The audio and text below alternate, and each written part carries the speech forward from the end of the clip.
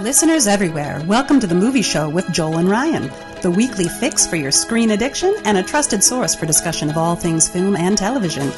Please keep in mind that for the purposes of this podcast, Joel and Ryan are not acting as journalists, but rather fellow moving picture enthusiasts. All of their opinions should be taken as such. Also, please be warned that while Joel and Ryan may seem like petulant children, they are, in fact, adults who may occasionally use adult language. While they promise to bleep out all the worst words, it's a good bet you will still understand what they were saying. And now, with no further ado, here's Joel and Ryan.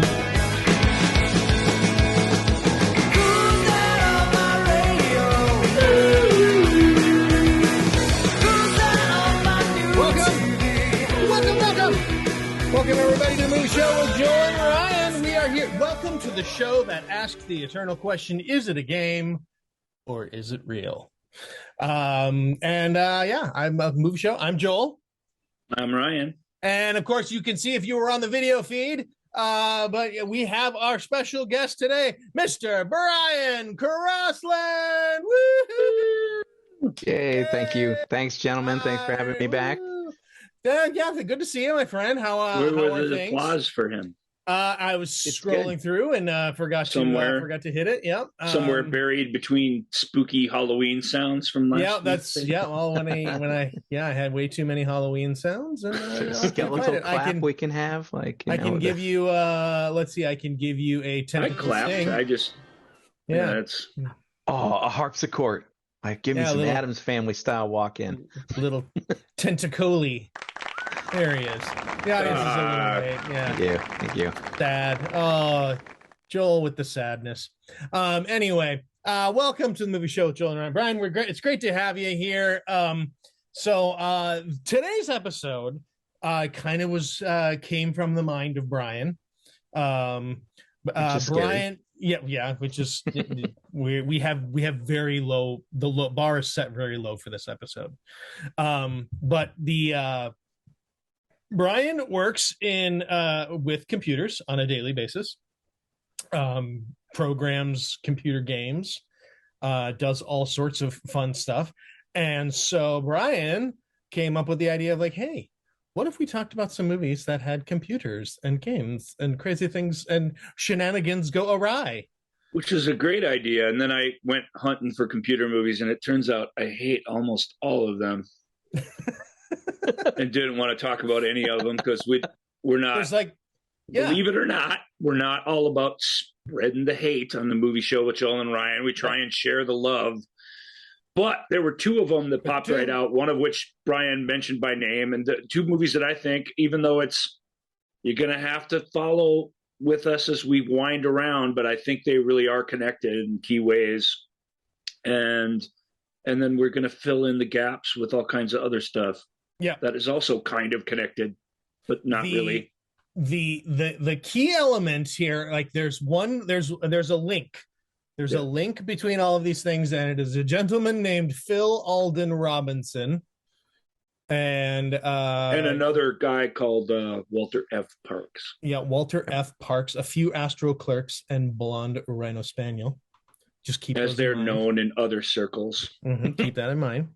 And so we will, so that is the avenue that we are going to be traversing there. It's paved with cobblestones, so it might be bumpy from time to time, but we will get to where we're going. I have confidence.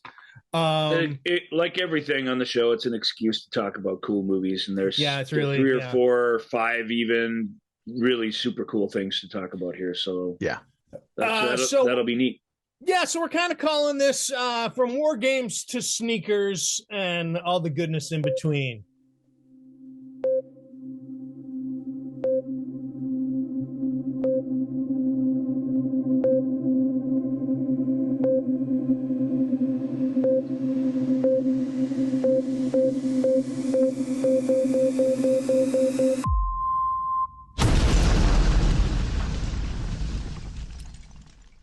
And there we are, Brian. So, Brian, tell us a little bit about your love of computers and these computer movies, real quick, before we jump into the movies proper.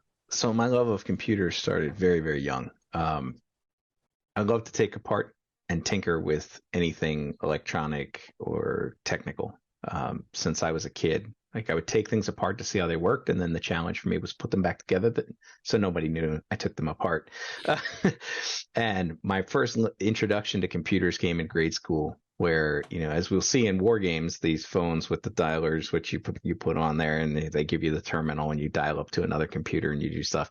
And that fascinated me, that you could write this program out on the floppy disk and put it into a computer, boot it up, and that was the entire memory of the system, and it would do whatever you told it to do. And if a fault, and the fault was the human fault.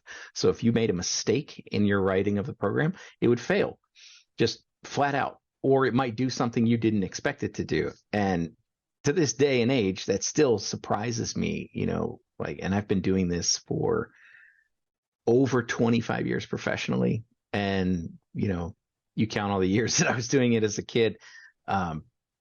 It never ceases to amaze me that sometimes like the program blows up and I'll still get mad, but ultimately I'm the one at fault. Like I told it to do that and it did what I told it to do. Yeah. It does not intuitively go, well, maybe that's the thing, is you just haven't, you need a Joshua, you need something that will learn. I do. And it will go, oh, I don't think you meant to do this. Let me just bypass it and fix it here and do this other thing. Yeah. Playing with AIs is something that I've been doing on the side. And if I ever get to the level where I've got a Joshua that asks me if I want to play a game, I'm going to make sure that the list of games does not include global thermonuclear war, just in case. Right. There you go. Yeah. Probably good. You've learned the lesson. The first yes, lesson. I have. Yeah. Very nice. Awesome. Well, that takes us right into our opening film here, 1983's Wargames. One of those movies that, for me personally, when it's on, I stop what I'm doing and watch it. I love me some Wargames, and it's. Does anyone out there, like, if you haven't seen Wargames, I know it's 1983, and some of our younger listeners might not have watched Wargames, but what are you doing? Go watch Wargames. Yeah. Wargames is pretty much always awesome. good advice. Yeah, yep. It's super good. Matthew Broderick, Ali Sheedy, the Dabney Coleman, the Barry Corbin. Barry Corbin's great. And don't forget John Wood. John Wood, yeah. He's as good in this as he is in anything, and he's always a treat. Wargames is a story of one of those kids who had all that stuff and spent every penny and all his time on it, exploring and breaking stuff. And you can see he's got a little soldering station, and he's got all this stuff. He had basically the coolest, although I guess that's speaking to the nerd in us, but he had, I thought, the coolest like high school kid bedroom I've ever seen in a movie, and maybe still to this day I've ever seen. I'm not technically completely useless, but I can't take apart things and put them back together. That's for sure. Mm-hmm. So there's this other level of, this is a special guy who's doing all this. Yeah. The original hacker or whatever. And those, whatever they are, those phone modems were fascinating things, I thought. Yep. Mm-hmm. And that was one of the, out of that movie sprang terminology into the industry that we hadn't heard before. Wargames introduced us to that program, that he has, that goes through and starts dialing people. Mm-hmm. It's just a fast dialer program. It runs through and says, okay, here's as he calls it, he calls the information line. He says, give me the area code, give me the exchange for this particular area in the country. And then he just tells it, go from quad 0 to 9999. And just keep dialing, find out which ones of these are computers that answer the phone and which ones are human beings. And computers log it, human beings dump it. And he lets it dial all night. He comes up with this thing.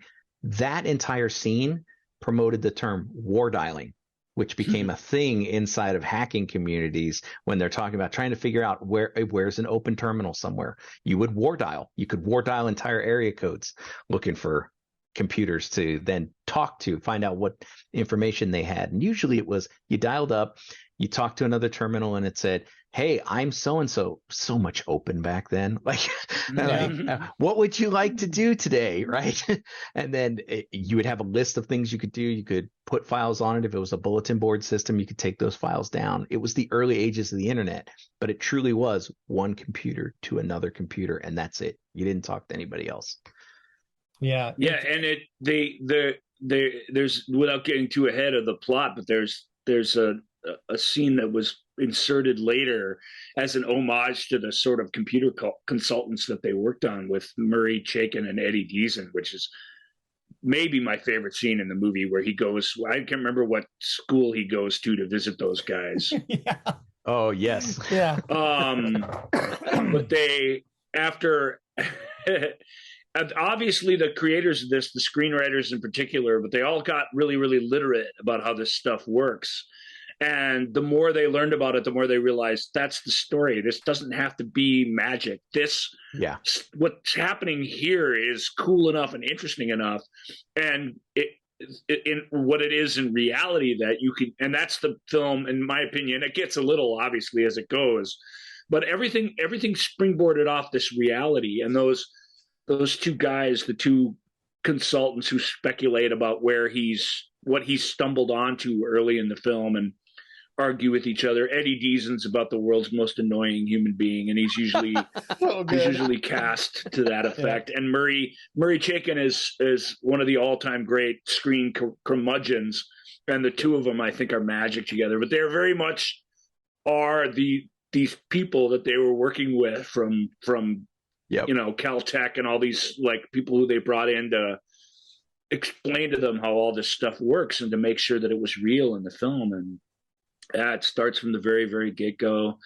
There's a famous before things really go crazy, there's the famous changing your grades in the school system scene, which is really, really fun.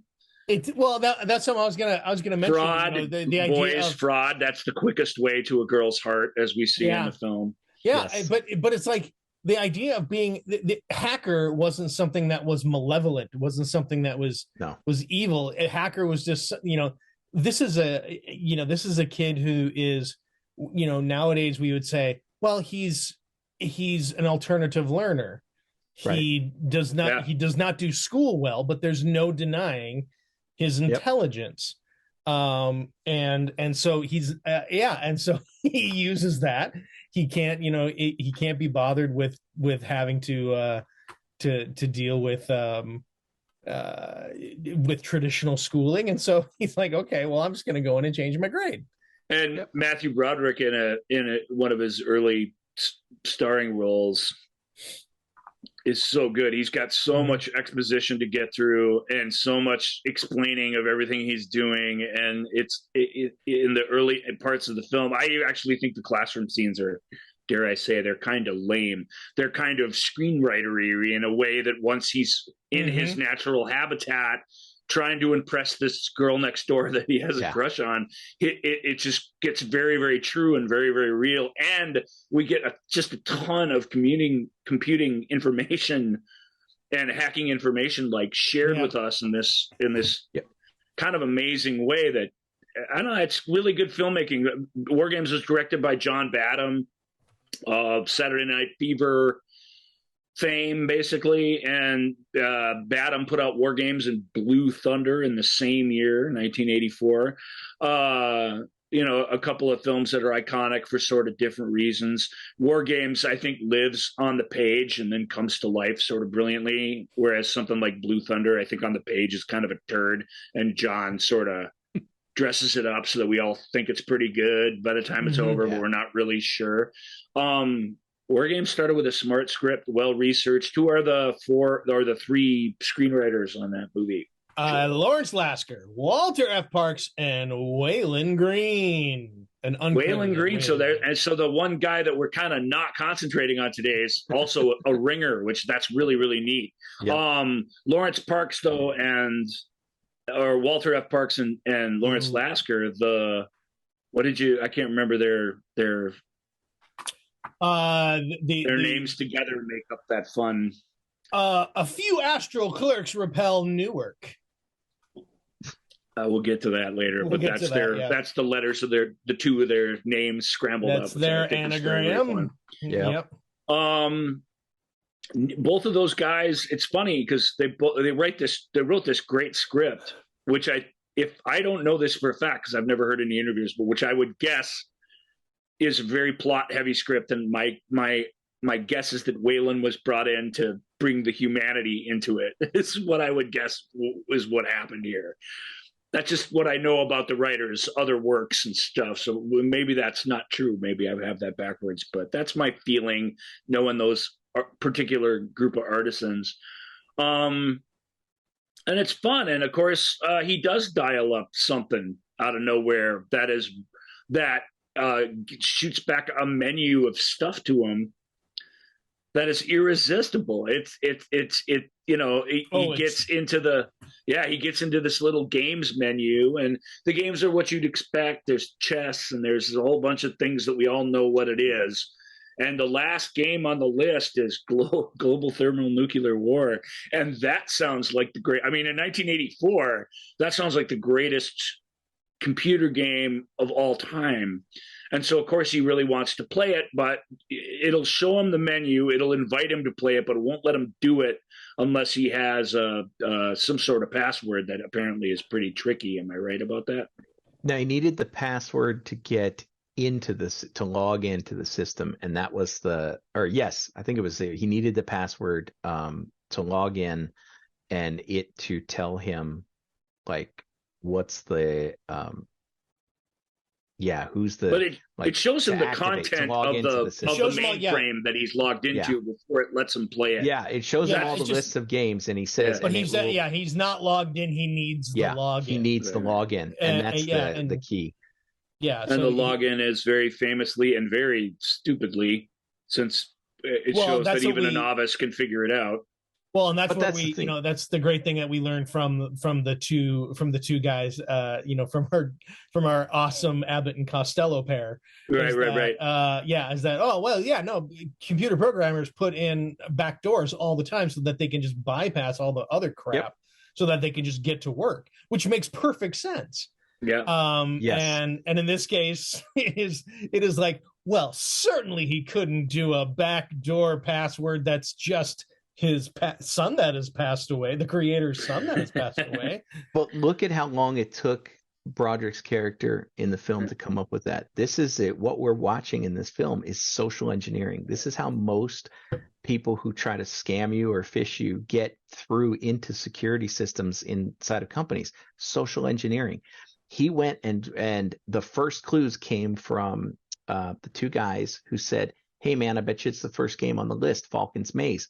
So he went and researched Falcon, and then he looked at everything about Falcon, and he tried everything that was related to Falcon that would have been personalized until he finally got down to the name of his kid. And you look at us as, even today, if you work in any company or that gives you security training, or maybe even, you read stuff that says, well, how do you create a good solid password? And they'll tell you, don't use your kid's birthday. Don't use people that you care about. And that's because social engineering allows a person who's a bad actor, in this case, not necessarily Broderick, he's a good actor, taking like reverse engineering what you're thinking to put down as a password, and so he can get into the system. And it works. And it works. Mm-hmm. And then the twist is once Broderick's character David realizes that things have gone awry with the global thermonuclear war game. Well, I didn't really realize that at first. All he realizes is that somebody somewhere starts coming after him for this. Well, but basically everyone. What I mean is the next, like when he hears about it on the news and he's like, I'm getting rid of all of this stuff. The computer calls him back. Yeah. Yes. The computer calls him saying, "Hey, we haven't finished the game yet. Yep. We need to continue doing this." And to me, that's a big part of this too. Is that it's a learning, it's a thinking computer. Yeah. That again, it's not a sentient computer that is like doing this. I'm gonna we're gonna get some T1000s and but from a cinematic sense, it has tons of personality. Yeah. it is calling him back, and it is lonely, and it does want connection with this person who stumbled upon it, that found it. Yeah. And that's neat. And that's the way they ultimately get to it and solve all their problems in the end, which are grandiose end of the world type problems, is by playing on that connection and counting on it to learn. And that's the rudiments of AI as we know it. And it's really, again, really emotionally and dramatically satisfying, which is fun. Yeah. And that moment when the computer calls him and he picks it up and he realizes it is Joshua calling him, like, to this day, I still watch that. And that's the creep factor where you're like, holy crap. No. It's supposed to call you back. Like, these were always initiated in one direction, and it was always between humans. And now the computer's like, no, we're not finished. Yeah. I also, one of the things this is very much an 80s movie also in the sense that it captures that generational divide where, we have these incredibly smart kids, or at least kid in this case. I mean, Ali Sheedy's not, not dumb, but she's, not the. No, indeed. She's such a great sidekick / love interest / person who go on this adventure with him, because she's comes up with several of the film's best ideas and repeatedly gets them out of trouble using her personality, which is something he really struggles to do from scene to scene. It's Allie's fantastic in it, and everyone, at least all of the three of us, I can speak for us, I'm pretty sure we all fall in love with her essentially in Wargames, which shows you how cool the character is and how great the actor is. But it's more than that. She's from the moment she enters the story till the very, very end, she's got a ton of agency and does a lot of really great stuff in it. And I think you stumble across a lot of women from this era who really, really like this movie, who may not like Krull or whatever the other movies in 1983, 84 were that we think of as iconic, or, and I really do think it's her, because she's the only thing to hang that on, that connection to the story. A part of that is, hey, we got to get a girl in here. I get it. But if you're going to do it, they really found a really effing cool way to do it. She's very, very, she's just very, very cool. She's an equal partner in the adventure, and I love that. Every time. I loved it as a kid, but I didn't really know what I was looking at, and I didn't care. I took it for granted. As I watched similar things from the time period, and as we kind of grow up, it's an easy one to look back at because of how, to use Joel's term, how winning both of them are, and how you just root for them, and how they're very, very clever. They think and act and sneak around their way out of everything. And I until they don't, but the odds are definitely stacked against them. But that we're running in front of this freight train, that's the plot of the film. And we sort of bury the lead a little bit. I don't want to cut everybody off and then double up my blah, blah, blah here, but the global thermonuclear war is a simulation project that's been co-opted and developed by the government to run war game scenarios. And when he starts that in progress, he starts it on a military level. They use that same old bunker that's out there in Arizona or Nevada someplace. NORAD. Yeah, where we see NORAD in the film, but we see that there's a thing that's actually out there that we see in the Hulk, and you see it in all these movies. The missile silo and bunker that they had out there. It's almost in every movie set. I guess every time you need to show some underground bunker, we see the outside of this thing, which I can't remember what it is. I think it's the outside part anyway is I think it's a nuclear waste disposal facility, actually, in real life is what that is. Okay. I think it's, but I don't know that for a fact. So sorry, everyone, if you know better. If you know, put it in the comments below. Yeah, please do. Reach out to us on the Facebook page on Movie Show with Joel and Ryan. You can now reach out to us. You can now find us very quickly on YouTube by just searching at the movie show with Joe and Ryan. And Wargames starts out it has one of the greatest opening scenes that you will ever see of all time. It is so intense and off the hook amazing. It starts out with these guys making their way through the snow, and it just isn't the movie. It's odd because this is not the movie that you were sold by the marketing, and it's not. It starts in a way that's very disorienting and you're not sure what it is.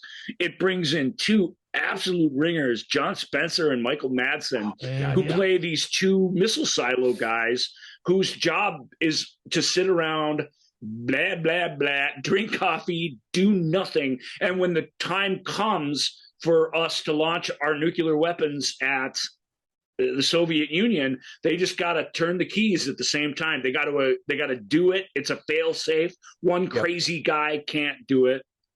And it's just, I might as well spoil it. It's the first scene, and it is the inciting incident that causes a lot of this stuff to start rolling, even though our heroes are completely unaware of it. Yep.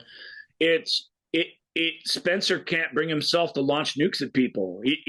It's his only job, but he just never dreamed it would happen. It's like it's perfect microcosm of our lives. We know these weapons are everywhere. We know we're pointing them at each other. But in 1984, we just sort of, the guy says it in The Abyss. They say it in The Day After. I just don't think about this, because to think about it and to confront these ideas of annihilation, they're way too heavy. And Spencer in a brilliant performance, and Madsen too, to his credit. I mean, the two of them, to see them hanging out and they're pals and they're joking around with each other, and then to see the shit start coming down in the scene, and to see one guy just become incapable, and your heart goes out to him. Yep. I can't cause the deaths of hundreds of thousands of people. I just cannot bring myself to do it. Millions. Two observations I made. That scene ends with Madsen pointing his sidearm at Spencer's head, saying, turn the key, sir. Yeah. And then go ahead. I was gonna say two observations though that I made that I never picked up on before. Yeah. At the very beginning, John Spencer is talking about strains of marijuana, about about how these things, like, oh, this sense of me, it gets you so high, noble, it just sends you tripping. And I never picked up on that before, because of course these guys. It's 84, and the heroes are our age, but it's still written by baby boomers in the end. So right, but it's these guys who are on for 24 hours and they're off for 24 hours. So what do they do during those 24 hours? Yeah, probably sit and get high a little bit and read and do whatever, because why not? And then the other part is outside when they're doing the exchange, when the two guys are getting off their shift and there's a sign that says anyone caught urinating in this area will be disciplined. Yes. and I'm like, that brought me so much joy. I don't know why. I'm like, because of course there's just like, oh, I guess we got to put up a sign because people are peeing here again. One of those two most likely did. One of those guys. Yeah, one of those guys was like, I better pee before we go in here for 24 hours. It's an astounding opening. There's a hard cut at the end of it where you find out that it wasn't a nuclear war. I mean, the whole thing feels real and urgent and crazy to us, the audience. We find out that was just a simulation. They were literally doing a psych test on the people they had in these silos to see if they were capable of doing it, if the word came down that they were supposed to. And they found, I don't remember the exact percentages. It was like 21%, 20-some percent. Just refused to do it. It wasn't just his character. There were guys all over the country who just couldn't bring themselves to. And of course, our wonderkind Dabney Coleman's like, I have just a solution to this. It's a computer, and we can't have this human element in this. It has to be an unfeeling computer. When the president decides it's time to send the nukes, 31% of them can't just not go. And, in that way, by that logic, it's hard to argue with them, but it's this game that's logged into this real thing that causes the DEF CON system to kick into action, and all the simulation starts to show up as real on all the great. You'll see it if you saw our little shingle for the week, this fantastic control room set maybe my favorite control room set in all the movies. One of the best. And apparently it looks, because they toured NORAD before they made this set, and the set actually looked better than the actual NORAD. I have no doubt. Yeah, it's everything you'd want and more. It's just stunning. It's a great way to spend the final act of the film. But I guess before we get there, but it's important that you understand that about Wargames, there's an argument here between the human element and the cold hard logic of logic board, and they make that in this great, extremely dramatic way right from the get-go. And by the time you cut, from the missile silo and people pointing guns at each other and screaming at each other, to the military saying everything's screwed up in the world and we have to blah, blah, blah, to just this kid in a high school, the dramatic steps that you go through before you meet our hero really are awesome. And that's one of my favorite things about the film. And of course, their whole road trip where they seek out Falcon to try and find out if there's some way to shut this down, some hidden switch, some whatever, just to get answers. And just because they're on the run and need to run someplace. And the Falcon character, whose son Joshua died in an accident, he's just a fascinating character. How do they meet him? He's flying like a drone or a toy airplane, a model airplane. Pterodactyl. It's a model pterodactyl. Pterodactyl, that's right. Yeah. It's a model dinosaur. Yeah, and that's his whole thing is he's, the reason why he leaves the Wargames project and the Whopper project and all that stuff is because he realizes this whole thing, this is the last vestiges of humanity. We're done. We've had our time. We are the next dinosaurs, and the Earth will go on. That's why so he's living in this place that when nuclear war happens, they'll be one of the first ones evaporated. He'll be like, we're gonna be good because we're gonna be completely dead. Yep. So don't worry about it, everybody. We won't have to be fighting giant mutated scorpions 2 years from now. Just put me right next to the power plant where I go up and smoke right away. That's the first time I'd ever heard that idea articulated, and I if it has to come to that, I sort of agree with it. Of course, our young heroes are not cynical. Their lives have not been destroyed by despair, and they're not willing to just usher in, happily into humanity. So they have to make their case to him, and it's hard. Wood plays the character as an eccentric the way you would expect, and it's fun, but with real. Despite the fact that he's charming and witty and very nice to these our heroes, you can tell he really does believe we're doomed, and it's a good thing. And that's tough to penetrate that throughout the film. They all do eventually get busted, and that great helicopters come down and get them or whatever scene. It's Falcon decides, and he gets his own helicopter because they're trying to get off the island and realize who lives on an island without a boat. Well, that's right. I forgot about that. That's fantastic. He has a helicopter, and so he says, "All right, come on, kids, get in." And they fly off to try to get into NORAD before everything shuts down. What I was going to say earlier, it has the generational thing with, it has the Dabney Colemans and the computer guys who no kid could possibly do what I do. I'm brilliant. How could you possibly? But in this case, it does happen, and they don't believe anything Broderick's character is saying. He was like, I just was trying to find game. He was trying to get into find toys. He's trying to get into a toy company. It's like, because you guys aren't. They won't think. I want to give a shout out to I'm not sure how we say her name. Is it Juanine Clay, who plays? She's the woman who is like Dabney Coleman's right-hand gal. I'm like, that is who because she's also the one who's like, come on, Falcon, come on, kids. Like, she's the one who actually like getting them in there. And Coleman's a great this is maybe the best like non-villain villain of his career that he's played. I mean, he brings his usual stick to the role. There's no question about that. But up till this point, the last couple of years, he's been playing really pretty much straight up bad guys since 9 to 5. It's virtually all he did to the end of his career was play some version of that. And this dude is smart, and once he realizes what is going on, he doesn't just sit there stubbornly. They all join team non-apocalypse basically, and it's like that's also refreshing to see.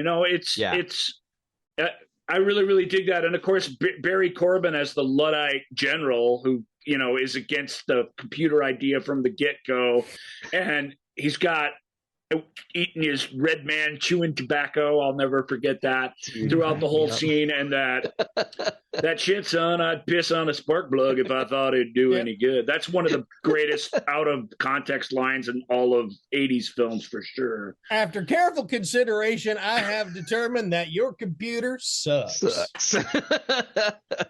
He knows. Corbin must have read that, and he feels like he didn't really read the rest of it. He just knew how to nail these general lines. IMDb is saying that he improvised most of his lines, and I don't know if I believe that, but they feel very fresh and improvised. Joel, you've disappeared from us visually. I don't know where you went. Did it? It did it again. It did it us again, anyway. Guys. It did it again. My phone keeps wanting. Oh boy! It's fun that the AI in your phone is what's interrupting our show today. I actually think that's sort of appropriate. It wants to play a game. It's weird. We got a few other movies and a few other projects to get to. Any final word on Wargames? Anything we're leaving out that's a big highlight other than just the light show? I remember I saw Wargames in the middle of like a Wednesday afternoon in the summer. And it was one of those films because of the light show, that control room and the graphics. Yeah. When I came out into the sun, my eyes hurt physically. They hurt.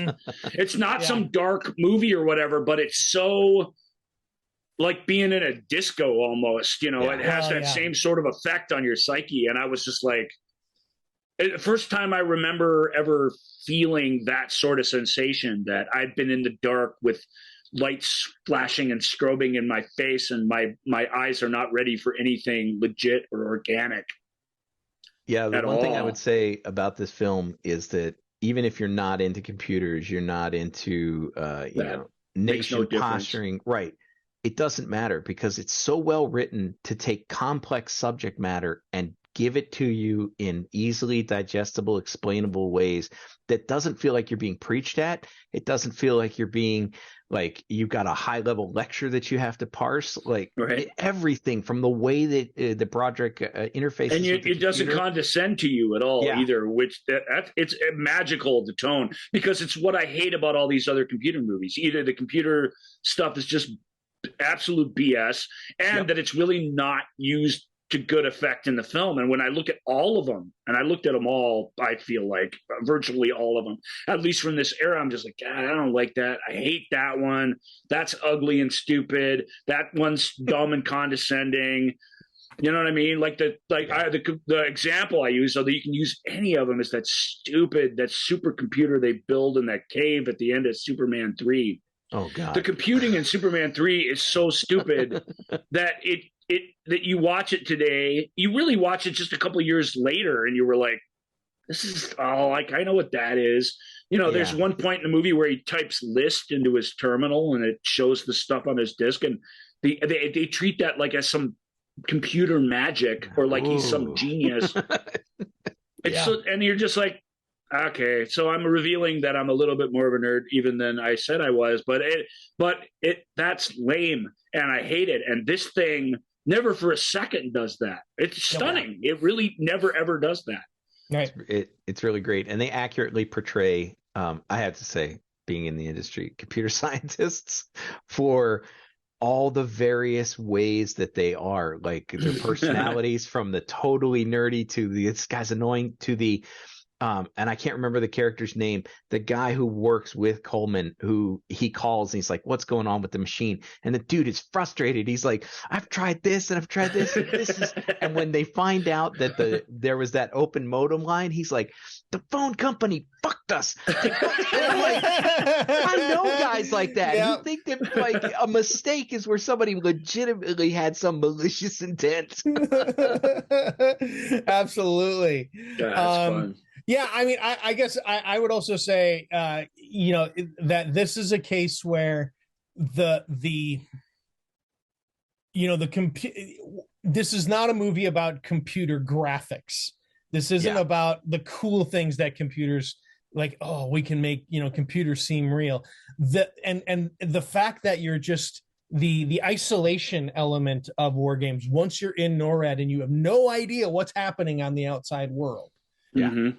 All you have to rely on, because they very those famously pixels. figure out it's just a simulation and do the right thing. And there's this great turn where that wasn't enough. Yeah. Like a really great 1984 false ending. 1984 was full of fantastic false endings, and this is one of the very, very best ones. Best. Where they did it in 1983. We're just like, take that, 1983. Mm-hmm. Yeah. It's don't get me started. And my God, I love War Games. I could sit and talk about it forever, but we got to move on. Let's talk about some of the other. That's Walter F. Parks, and he's sort of the thread, and Lawrence Lasker. They sort of tie these couple of things together, which is, like I said, it's loosely connected. But the other guy we want to talk about, Joel was about to say, Blonde Rhino Spaniel. Yeah, Blonde Rhino Spaniel is Phil Alden Robinson, who we will get to. Was across town making another movie at the time. Yeah, he was. Let's see. At that time, he was probably making a little movie called Rhinestone. That's right. Rhinestone. You can't. The spectrum that goes from War Games to Rhinestone is pretty large. That is quite a journey one would have to make to get from one to the other. Rhinestone is Sylvester Stallone and Dolly Parton in a romantic comedy about a singer, an aspiring singer from Tennessee, and he comes to New York, finding him. It's Sylvester Stallone sings. That's the movie. Sylvester Stallone sings and tries to become and falls in love with Dolly Parton. That really is the movie. I think the thing to know about this, because we don't need to go into Rhinestone too deeply. No, we don't. But the thing to know about it, that I know about it, because it's fun. I have a Screenwriters on Screenwriting is what it's called. I bought it when I was in college. And Phil is in there. And it's funny, they're mostly it's screenwriters, but it's mostly like they didn't get William Goldman and stuff. Like, it's mostly film directors talking about films they wrote. And Alden Robinson talks about Rhinestone, and the very next chapter is James Cameron talking about Rambo. And both of those guys, they were both directors by the early 90s, obviously, and they both had written scripts from scratch that they handed in that they thought were going to be turned into cool movies. That Sylvester Stallone got attached to in the mid 80s. And Stallone, being a screenwriter director himself, rewrote them to be basically unrecognizable to both writers. And Robinson is still sore about it. He's still pissed about it. He just like, I don't, but he said that's the lesson every screenwriter has to learn. It's, Hollywood's collaborative, but it's also just, you're really just here to, Hampton Fancher wrote one of the greatest scripts ever when he wrote that Blade Runner script, and Ridley Scott still got rid of him and brought in David Peoples to write what Ridley wanted to see on the page, but was not talented enough to write himself. And that happens in most Ridley Scott movies. There's a guy that either the original guy rolls with the punches to the end, which is very unusual, or there's a guy brought in who just takes the director's ideas and changes everything. And sometimes changes everything 2, 3, 4 times a day. And all Robinson's like, I don't get it. When I watched it, I was devastated, blah, blah, blah. Cameron, on the other hand, which you'd think he'd be the one that would be temperamental about this, but he was like, well, they got different needs on the set, and they, I get it. You want to do this, and you got all the suits telling you it needs that, it needs more of this. So, things, whatever. I knew when I handed it off, like, it's not mine anymore. Like, he had this very wise way of looking at, because Rambo, other than its idea, the kernel of the idea, it doesn't represent a Jim Cameron script at all, really. No. The idea does. We're gonna fight the end of World War II, and the Nazis are the Russians, and the Japanese are the, you know what I mean? And we're gonna finally win the Vietnam War. Like, that's very James Cameron, but the rest. So philosophically, that somehow remains intact, but from moment to moment, it's dumbed down, and it's too bad for its audience. That very much happened to Rhinestone, but Rhinestone's not, and Rambo First Blood Part 2 is not without its charms. Neither is Rhinestone. Stallone's not a hack. He wrote an Oscar-winning screenplay, after all. He just, all his writing is what in that era is in the service of his stardom. It's everything that Wargames isn't. It is plotting and manipulative and condescending in a way that it doesn't really need to be if it has enough of a soul of its own. So that's my take on that. Before, just to get Rhinestone out there, and then we'll quick move on. So Rhinestone is Pygmalion. Rhinestone is My Fair Lady, but it's Dolly Parton has to turn Sylvester Stallone into a country western star. So again, the writer's idea and his concept is all there. It survives. It's just the heart and soul of the thing was sort of eroded away through many, many rewrites. And it's Dolly Parton. Dolly Parton wrote 2 top 10 hits. There are 2 top 10 hits from this movie: Tennessee Homesick Blues and God Won't Get You. Now, one of the other songs that two top 10 country hits. Yeah, 2 top 10 country hits. Weirdly enough, Drinkenstein by Dolly Parton, performed by Sylvester Stallone, did not make it into the top 10. Yeah, but Drinkenstein is that to me is one of the reasons to see this movie. Look, the music's pretty great. That's where Dolly came in, and where she knew all these people. She was fantastic, and she was a really good actor during this era too. Maybe she still is. She doesn't really do the work of an actor anymore. She's just more kind of as herself, but really natural on screen. Sly's trying something different. The movie was a big bomb. It was Sylvester Stallone should never do a comedy anymore. Should never do a romantic comedy anymore. He went, running home to his usual shtick after this. Yeah. But the ambition is there, but Phil didn't like it. But Rhinestone, one of those. That was Rhinestone was very much one of those in the early days of that. This could have easily appeared on You Saw It on HBO episode, because this was one that played all the time. So when I was homesick, I watched Rhinestone. Very few people went to see this in the theater, but yet all of us seem to watch it again and again for some reason, whether it was at the video store or Yeah, so it is one of those. It is its legend and its rep far outweigh any meager box office receipts that it could actually show from the era, in a way that it doesn't really work like that so much anymore. Although a little bit. I watched it on streaming. Maybe we'll do that someday. Yep. So Phil Alden Robinson also, but it got him published, right? He came in, he script doctored up and fixed up some of the cool stuff in Steve Martin's All of Me, which is fun, high concept comedy that's a little stupid, but we still think of it very fondly, I think.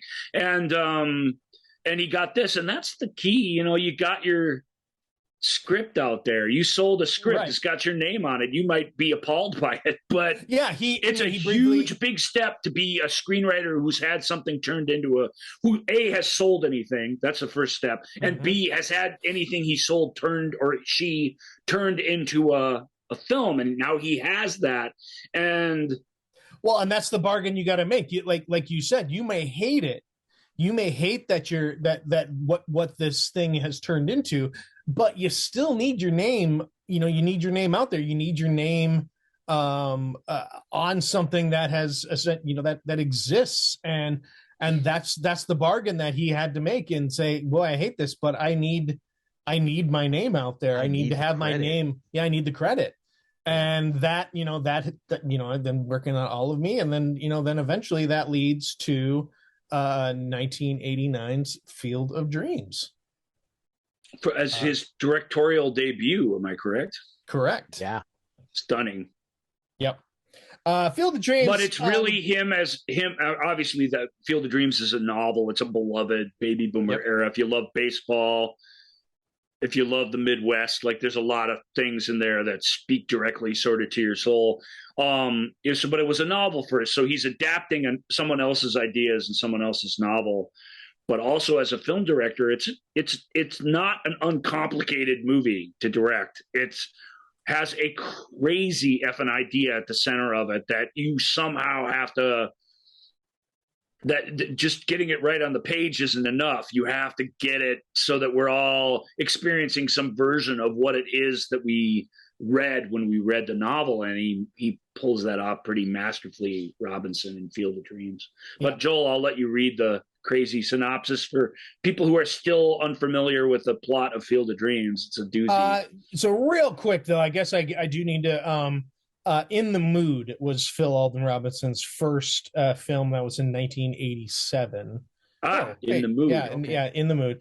And so that was second, and then before that he had directed a couple episodes of a TV show, right, which is what he does now, which is sort of come full circle. Yeah. But so I mean, Field of Dreams, an Iowa farmer, Ray Kinsella, inspired by a voice that he just can't ignore to pursue a dream he can hardly believe. Supported by his wife, Ray begins the quest by turning his ordinary cornfield into a place where dreams come true. That's really IMDb? That's your synopsis?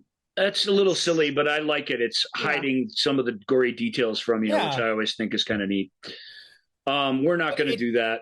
Sorry, spoiler alert. It's a baseball movie. He makes a baseball stadium in the middle of a cornfield. Well, because at this point, I mean, it's still there. I mean, the MLB plays games at this cornfield now. Yep. Where they built the set out in wherever, Kansas? Yeah. Is that where they shot it? They shot it where it takes place in Kansas? No, Iowa. In Iowa. Okay. Yeah. So it's in Iowa. Yeah. So they'll still go out and play games out there. They'll play. That only happened relatively recently. They'll play a game out. I think since 2018 they've been doing that. Yeah.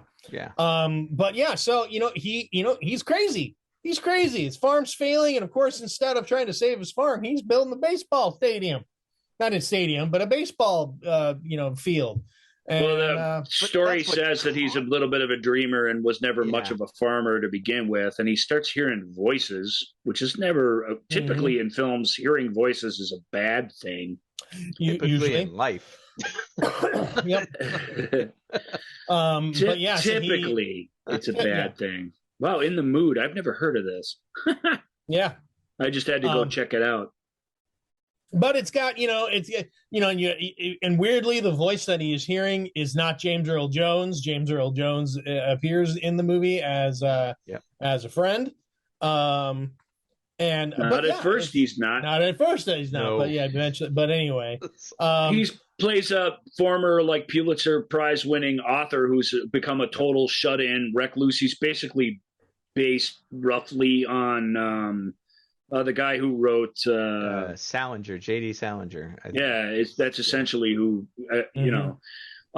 it's obviously it's nice that he is, in fact, that because in the novel, isn't it actually J.D. Salinger that does? Yeah. So here's your first big adaptive issue. Are you going to try and dramatize J.D. Salinger coming out and experiencing all this stuff? And he smartly doesn't. He creates this completely other character.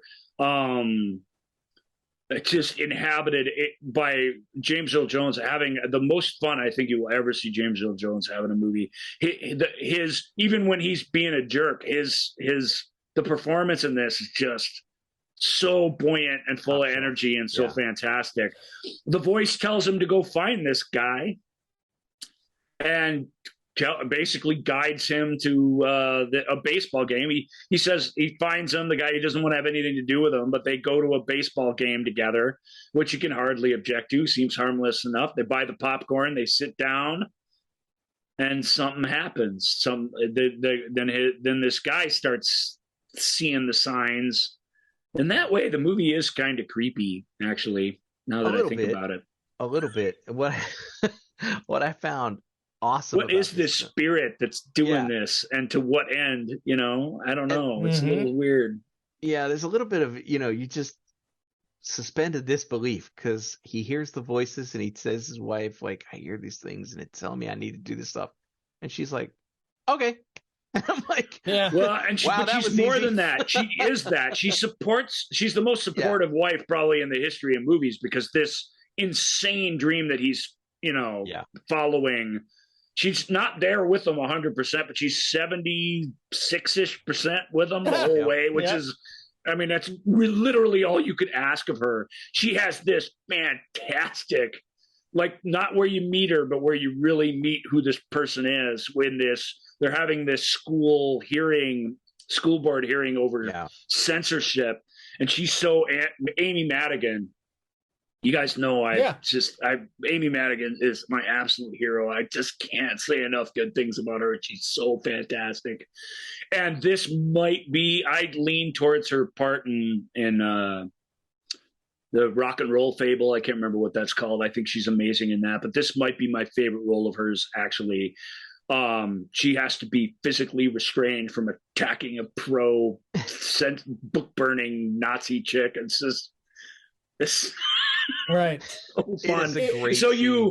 So she's her own person, and that's really, really important. It has that same strength of Wargames. It's this guy's story, and it's every guy's like fantasy story. Mm-hmm. Really, the reconnections that are made and the amazing things that happen. But if you have to have a behind every man as a great woman, that woman that they have here lives and breathes on screen in a real way, so that it's not just. I'm here to either complain about everything you do or support everything you do. That typically is the only role for a person like this. She's fantastic in it. In Field of Dreams. It is also weird. Part of the purpose of the field is sort of a redemptive act for these guys, the black, the Chicago Black Sox, who threw the World Series, and so it's like that's another. It's like. Maybe it's like them. Maybe it's some evil demon. It's the dude who, it's all part of, getting them to redeem the. But the baseball guys forbidden from playing baseball, and now they have a place to come in some sort of goofy afterlife where they can do that, and that is neat. I have to say, no offense, I've been complaining about this for years, so I'll just get my complaint out of the way, and then we'll do the last part of Field of Dreams. A couple things. Timothy Busfield, who we'll see again, is fantastic as what is he, the brother-in-law or something? What's his relationship? Yeah, he's the brother of Amy Madigan. Yeah, and he's the brother-in-law. Yep. Yeah, and he's basically going to foreclose on this farm. He's telling him, although it's still a decent enough brother-in-law, where he's basically telling him, you're crazy what you're doing here. You can, but he's in a film again without antagonist. He's the closest thing that it comes. He's the anti-dreamer of the story, and Busfield, that's not an easy role to play, and Busfield does a really, really great job with it. And then the other thing is Ray Liotta as Shoeless Joe Jackson. Shoeless Joe Jackson, if you want to see Shoeless Joe Jackson, check out 8 Men Out. I really think they sort of capture his essence. Ooh, Liotta doesn't. He plays him as some other kind of thing altogether. And I've always thought taking this soft-spoken Southern kid and turning him into a brash, cackling New York Goomba I hate it. And to this day, it's the only thing I hate about Field of Dreams. The movie's a little cloying when it finally wraps itself up, but whatever. That's the journey that you've been on. It's this dream-like fantasy thing that's full of positivity, and it's full of leaps of faith, and it's full of all this great stuff.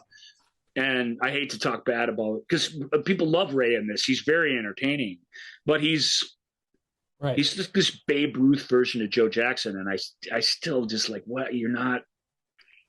Yeah. If your movie's about baseball, like you got to have some sense of who this guy was. And I'm not sure that if it was made, there was an honest attempt at it, that Ray was somehow incapable of playing him more, just a little bit more, representing him as he was in life. And there's not even an attempt to do that here, which sort of bums me out. Yeah. All right. Well, let's move on to, so all you guys said it's a redemptive story for him too. Yeah. Right? Yeah. I want to call out something about this film that I didn't realize at the time. And it was that character, the one that they see in the baseball stadium, Moonlight, who was like this player who played like one inning of one game ever and then went on to be a doctor. That dude was real. Like most of them. Mm-hmm. But that guy was a real person who lived in Minnesota, in like Chittenholm. And there's a part in the film where I'm like, when I first watched it, I was like, wow, this scene seems to shoot more like a documentary than an actual film, where I'm watching. And it's like the juxtaposition of photography like kind of threw me. And then I found out that the old people in the bar had found out that they were making this film in Iowa. They left their houses in Chittenholm, Minnesota, drove all the way to Iowa to give real testimony about it. So when you're watching it, you're getting real testimony from real people who knew this guy and the real things he did, like not made up by a screenwriter. And I was like, that is awesome. Well, and the willingness on your feet to adapt to that sort of thing, and then to make that pilgrimage the sort of central idea to how the story is resolved too is really, really wonderful. It's and again, 1989, this was big hardware, like really cynical films that were really violent and dark comedies. And this film is it's just such an amazing, it's very 89 in some ways, but it's this hopeful thing where chasing that dream, despite all, you're just being brave enough to do that, is paid off emotionally. Mostly emotionally is ultimately what it's really important, but in other ways too, and the way we come together to help each other out. And it's got so much good stuff in it. We talk about it back way back, whenever, episode 2, like ever. Best baseball movies, whenever that was. It's way back at the beginning. So you'll have to find that one on Podbean. Everyone else has flushed that from existence at this point. But and we don't know what we're doing on those early shows, bear with us. Yep. But we talk about it there and the magic of it. And, I think it's really, really wonderful. You compare it to another great baseball film from the same era with a couple of the same people in Bull Durham in it. Field of Dreams, ultimately, it's baseball is an important part of it, but it's not really, we call it a baseball movie. That's not really what it is. That's not the template that it follows. There's kind of nothing about it that's an actual baseball movie. There's no baseball game in it. There's stuff happening, but there's none of that matters. It's the feel of the thing, the feel of the day at the ballpark, when James Earl and Kevin go out to the game, the feel, the magic of the big light shining down out in this cornfield in Iowa, and how that's a beautiful, magical thing that people are going to want a piece of. It's neat. And Brian, for Moonlight's story that's key to it. All those little things from the past and those little miracles that come together are what make the thing sing. And obviously we think a lot of it here. So. And Alden Robinson's second movie, In the Mood. Still never heard of In the Mood. That's about Patrick Dempsey running off with a couple of older women, and he becomes some media sensation or something. I'll have to see if I can find that.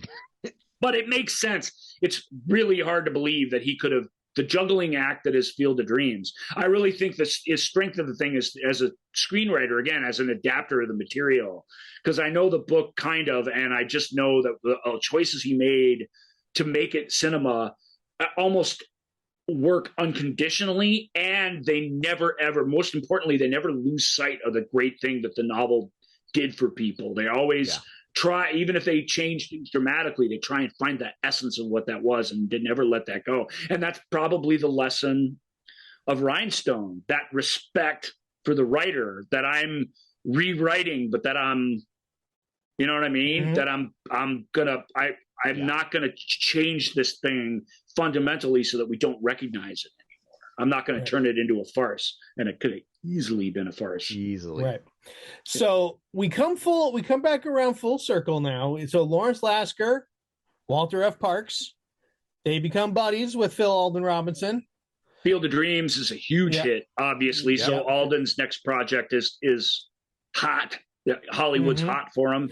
Maybe the only time in Hollywood history where Hollywood's hot for him. Yep. So enjoy this next couple of years, mate. And he gets a cavalcade of stars to do a fun, another sort of computer hacker a caper. A caper, but it's a heist movie, really, is what it is. It is. Yep. And and it's sneakers. And to turn over, I have to follow doctor's orders real quick, so I'm going to step away from the camera. And I just have to walk around a little bit. Can you read the synopsis before you go, and then we'll take it from there? I will. So it's a security pro finds his past coming back to haunt him when he and his unique team are tasked with retrieving a particularly important item. And with that, I will turn it over to Randy Cornslabs and horny Swan Trainer. I love it. That's amazing that we both have horny like nicknames somehow came out of that. That makes me happy.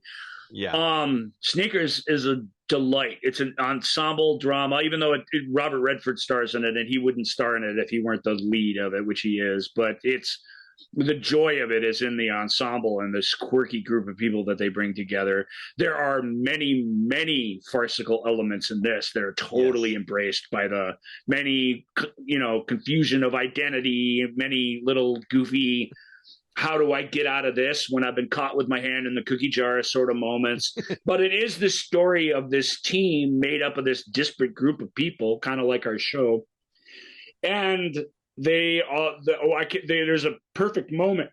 The movie starts with them. Well, it starts back in the past, which I guess we'll get to if we get to it. But yeah, starts with a couple kids back in the 60s. You want to tell it, or 60s, early 70s, maybe? You want to tell us how 1969 specifically, because I remember looking at the screen going, wait a second, what are you doing with that computer in 69? And then I had to stop and be like, well, actually, yes, you could. It's you really feel like it wouldn't be in here if you couldn't. And yet these guys are beyond a kid in his bedroom playing around. They're college students. They're college students, but they're probably two of the better computer experts in the nation is our guess. Yeah. And they are doing little bits of pranks. They're basically pranks, but they're grand larceny if you go and buy the books. Yes, they are. And so they're transferring money around. What do? They give the GOP gives a certain amount of thousands of dollars to the Black Panther Party. Yep, like $10,000 to the Black Panthers. So it's this. It sounds fun and harmless, and it's a really fun scene actually. They're hungry, and one of them wants to go get pizza, and it's snowing and crappy out. So who's going to go? They do this thing where they do a little coin flip. And it's the guy who looks a lot like Robert Redford when he was young that has to go get the pizza in his Volkswagen van. And the guy left behind reveals that it was sleight of hand, that he could have picked either hand, and that whatever he was holding onto wouldn't have been in either. Yep. And when the feds come, they come for him. And it's a lot like the beginning of Wargames. It's this thing that's one thing, and then it's something else, and it feels fairly serious. I love that opening because it kind of tells everything. Somewhere in the future, Redford's grown up, and he's taken an assumed name, and he basically runs a security consulting firm. That it's great. The woman who cuts them the check at the business they break into early in the movie, which is a fantastic way to round robin all the characters. But I can't say exactly what she says because I can't remember, but she basically sums it up. She's like, so you break into people's places to show people, you know, how hard it is to break into their places. And he was like, it's a living. And she hands him the check and says, not a very good one. Mm-hmm. Because you know, at that moment, I was like, okay, was she making a commentary on exactly what he was doing, or had she looked at what he had stolen, given back to the bank, and then the check he was written? I really do think it's the latter.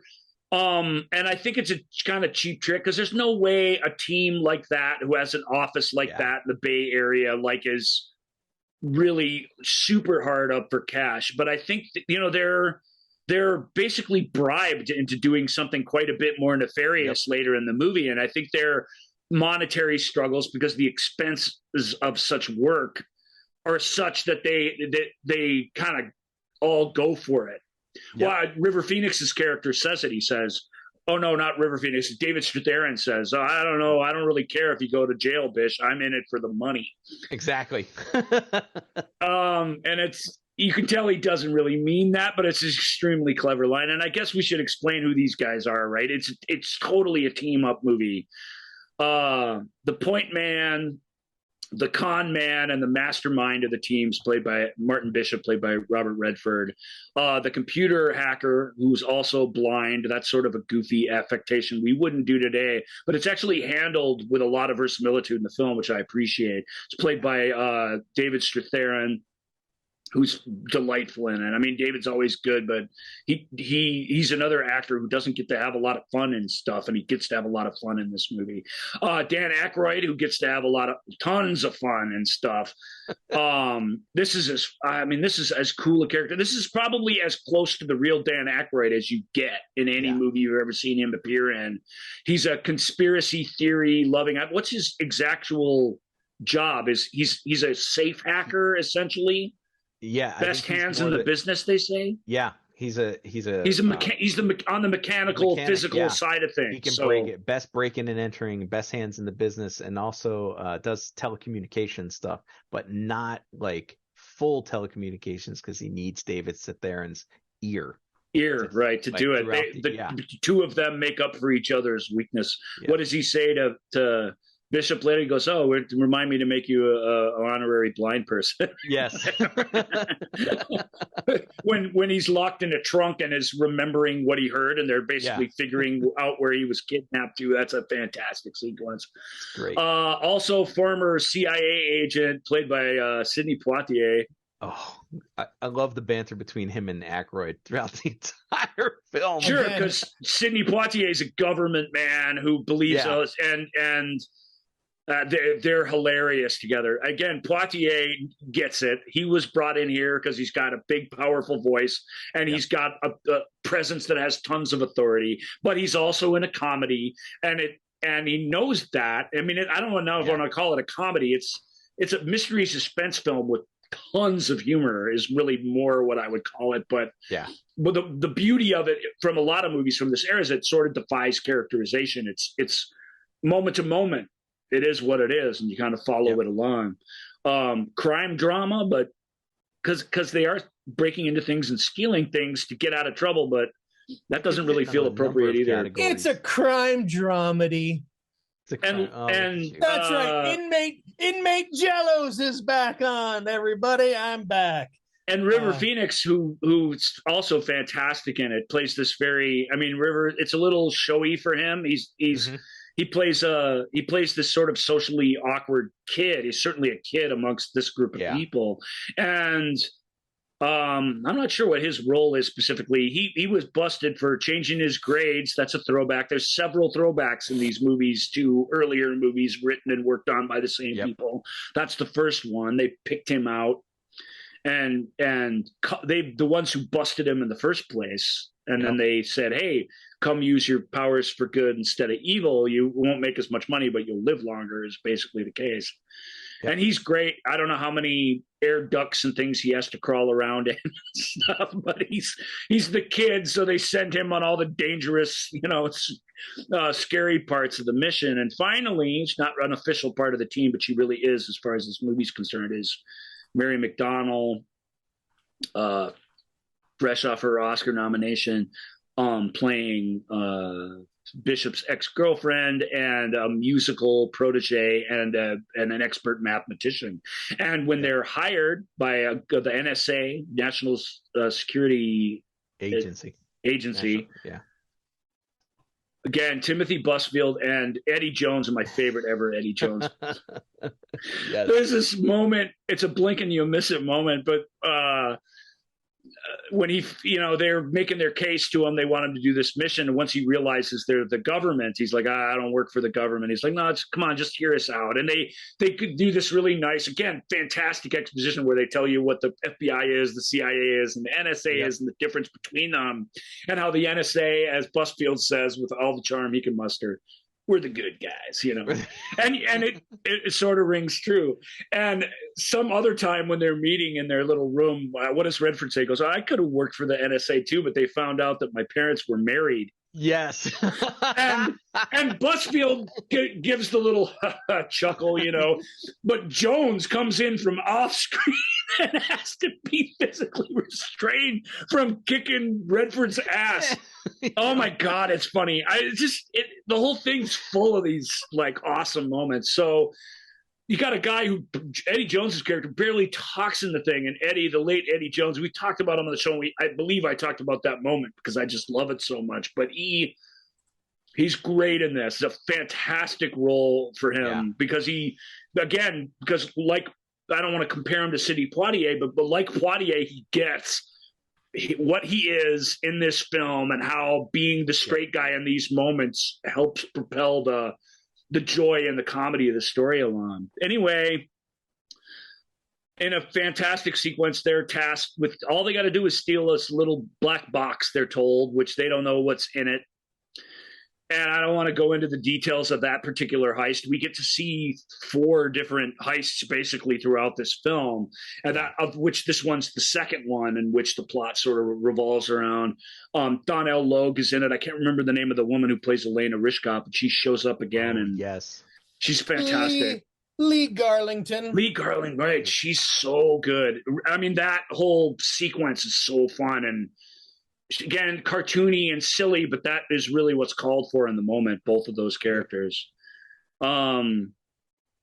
He has to bring Mary McConnell's character along to explain to him what's going on, and what she explains while they're at this guy's lecture.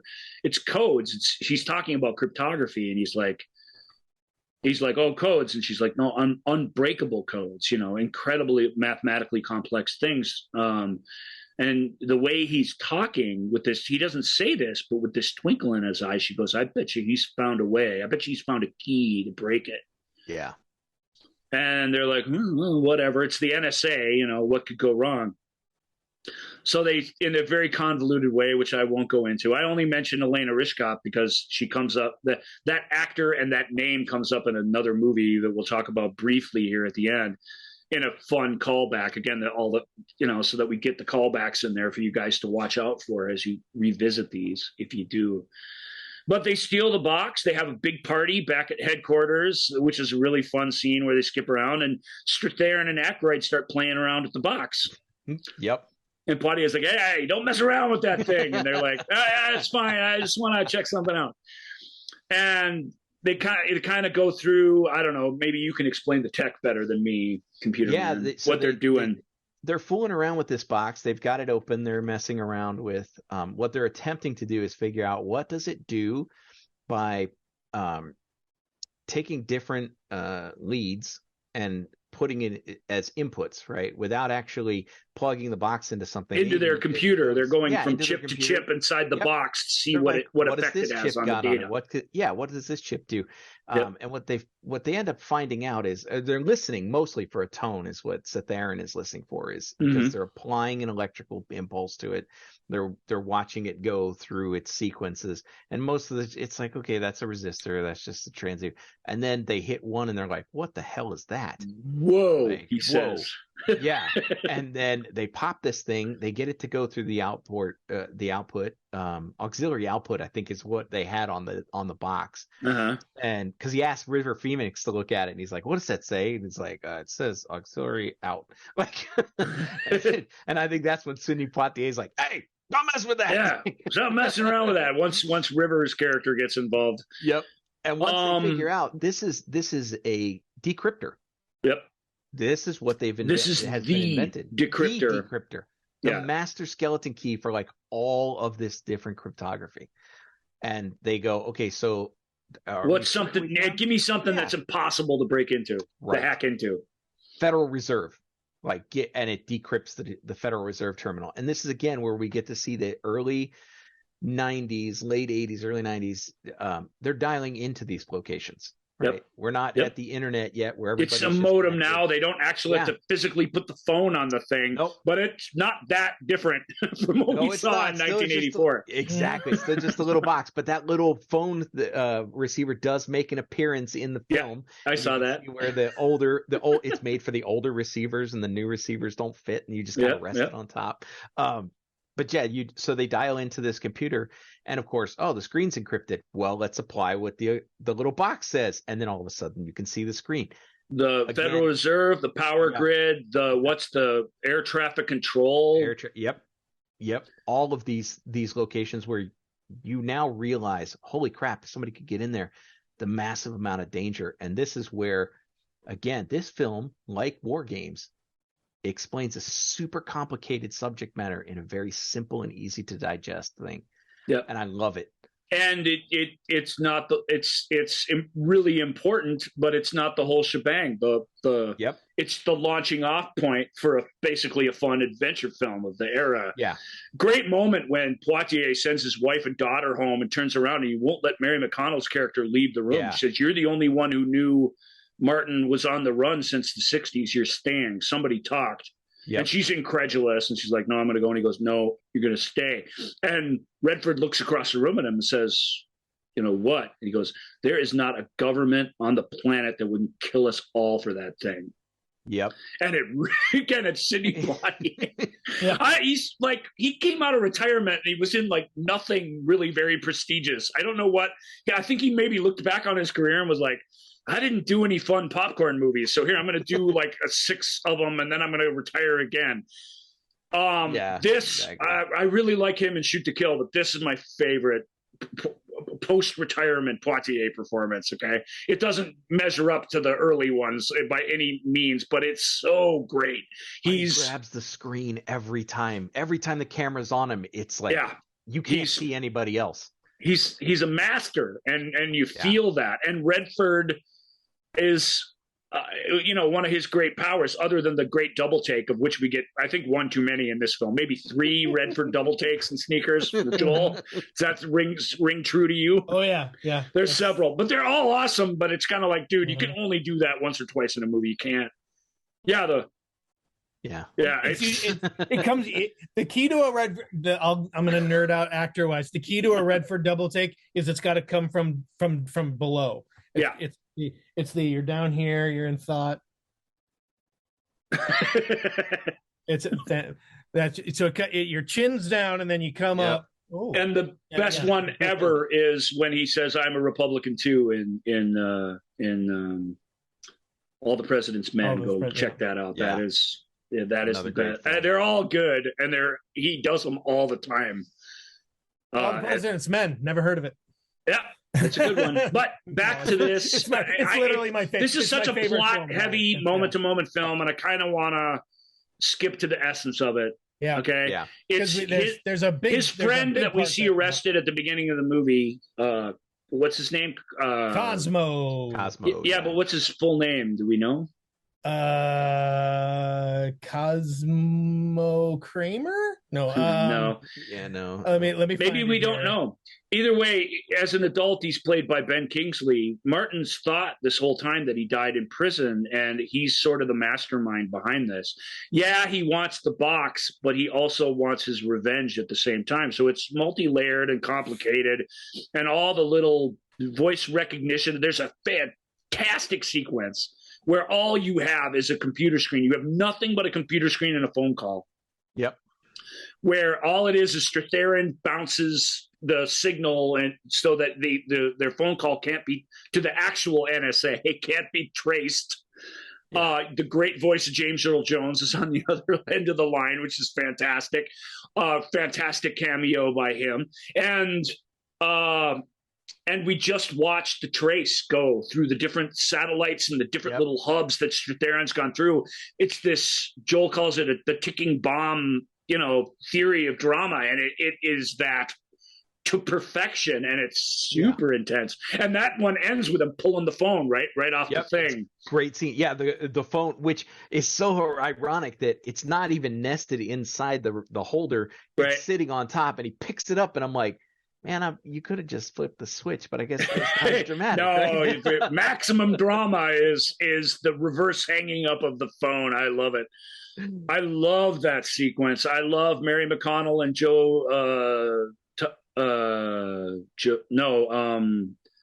Tobolowsky. What's his name? Stephen Tobolowsky. Tobolowsky. Thank you.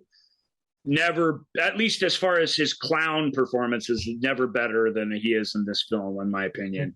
You could maybe Groundhog's Day, but I actually think he's better in this. Their blind date is a disaster of massive proportions. Oh my God. Really, really entertaining. The end heist is great, but it's great like the end of an A-Team episode where nothing they planned goes right at all, and everything they got to think on their feet and fix all this stuff. There's what resembles a car chase driven by a blind guy at the end of the movie, which is really, really exciting. So good. It's fun. I mean, it's everything you want. It's all set up and payoff, set up and payoff. It's a masterclass in that sort of storytelling, and there's very little that's as satisfying as that. It's not a deep movie. It's just a light entertainment, but man, from 1992, for that kind of thing. Again, this one's more serious. We lose a couple of people along the way. Like I don't want to totally underdo it, but in that same sort of Field of Dreams way, these guys and Wargames for that matter, these guys all came back together again This was produced and, again, written by the guys from Wargames along with Robinson and directed by Robinson. This is where those two threads truly meet. Yeah. And they never meet quite the same way again. But they all kind of remain in touch, and they're all pals and partners going forward. And as much as I love Field of Dreams, when I really want to feel great and watch a movie that like just makes me grin from ear to ear the whole time, I go with Sneakers. I adore it. It looks great. It sounds great. James Horner's music is fantastic. Very saxophony and very bluesy, kind of like him, but also a little unlike him, which is nice. Because doesn't it feature Wynton Marsalis? Yeah, it does. Isn't it? Yeah, it's all like for some reason it's filled with they decided to go all jazzy. Yeah, I can hum it. It's they don't do scores like that anymore where they're melodic and you can hum them and they have all this personality. So. Fun stuff. Anything else? Did I leave out anyone's favorite part? I mean, there's so much. Ben Kingsley as the grown-up Cos is fantastic. He's revealed, fully halfway into the movie, but that's an important role. And him and the kid who plays him in the back have the exact same sort of northern, like Yonkers sort of New York accent, which is really, really awesome as well, I think. No, I mean, it is incredibly fun. It is, it is a movie that, there's a reason why we have a hard time putting it in a category, because it is, if anything, it is, you just kind of got to call it an ensemble heist movie. Yeah. All heist movies are crime dramas. And if I had to pick a category, that's the one I would pick. But it's so comedic and fun that sticking it alongside like Miller's Crossing or even other heist movies from the era doesn't feel quite right.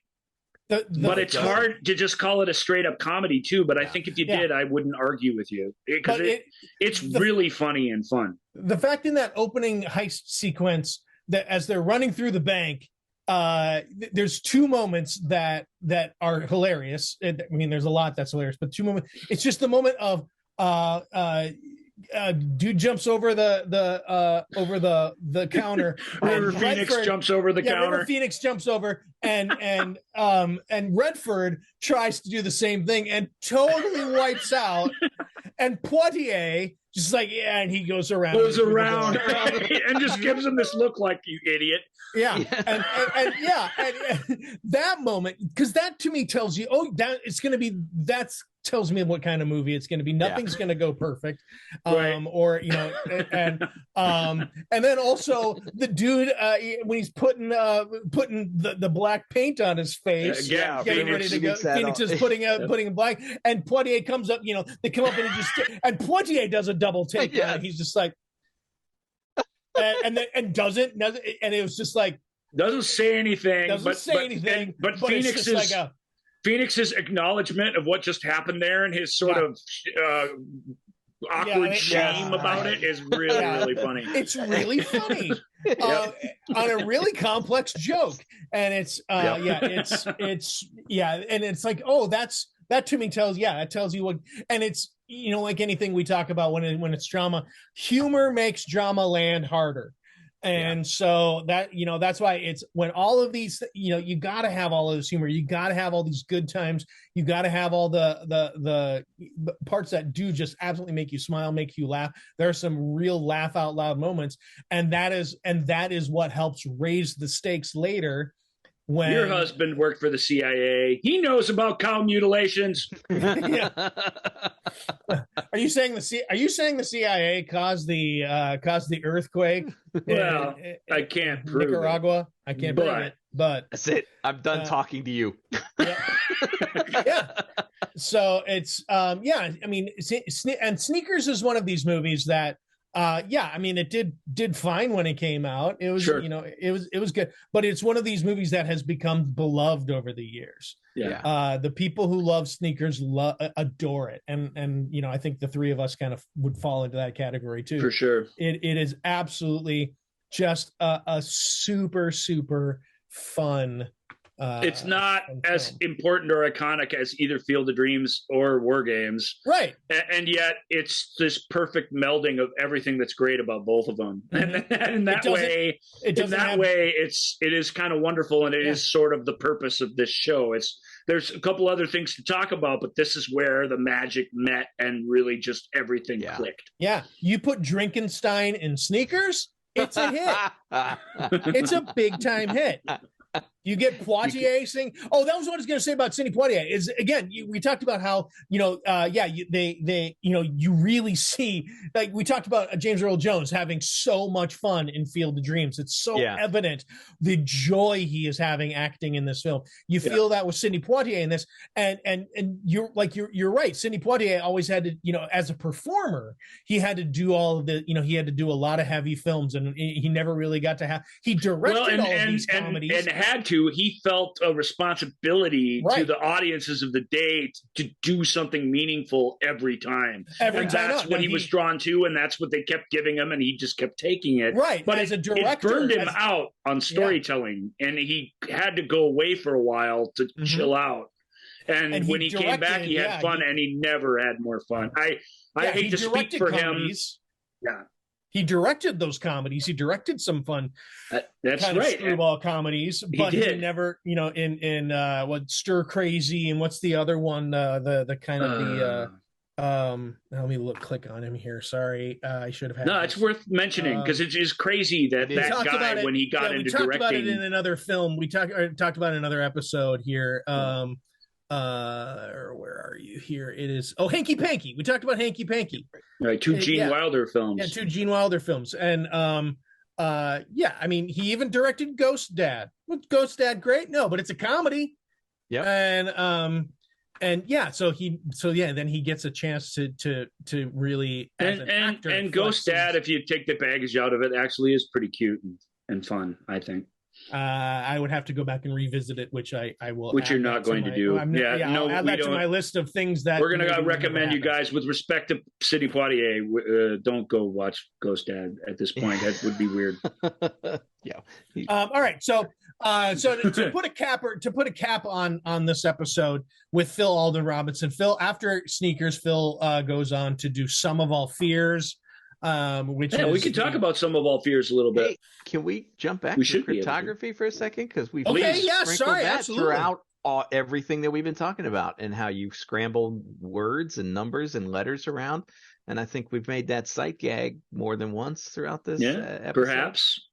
Yeah. So we're not seeing the sight gags yet in the live feed, but magic of post. But they always do seem to appear in the movie show with Joel and Ryan when I'm least expecting them.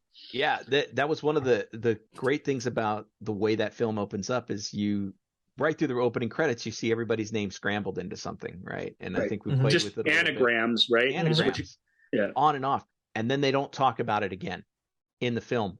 Well, they do. They do the Scrabble thing. Right. Too many secrets. That's when it comes in, when you get too many secrets. But you never think about it, but that's essentially cryptography. You're scrambling up a regular word into something else. You're replacing letters and characters. You're going the whole way. It's very you're using such complex math that it is considered unbreakable. Mm-hmm. Yep. And that's where I thought that was always a great thing about the film is that you get this at the beginning and it kind of primes your mind. And then by the time you get to the Scrabble scene, you're like, and even the Scrabble scene is just solving a simple anagram, but it is driving home its most simplest form what cryptography is. Yep. And that's very, very cool. And the other, like I say, the other tech in it sort of takes a back seat because it's a heist movie. There's not nearly as much computer stuff, although there's plenty. Yeah. Some of the highlights are that there's this mix of the heat sensors, the motion sensors, the voice recognition technology. There's all this stuff that was on the cutting edge of technology at the time that it evaluates and that it presents as a problem that has to be solved. And these our little heroes have to solve the problems. And the way they do is ingenious, and it is fun to watch for sure. Great. Yeah. And Some of All Fears, we talked about that on the Tom Clancy show. So Joel's right. We don't really need to talk about it. But Phil's next movie, it's great. It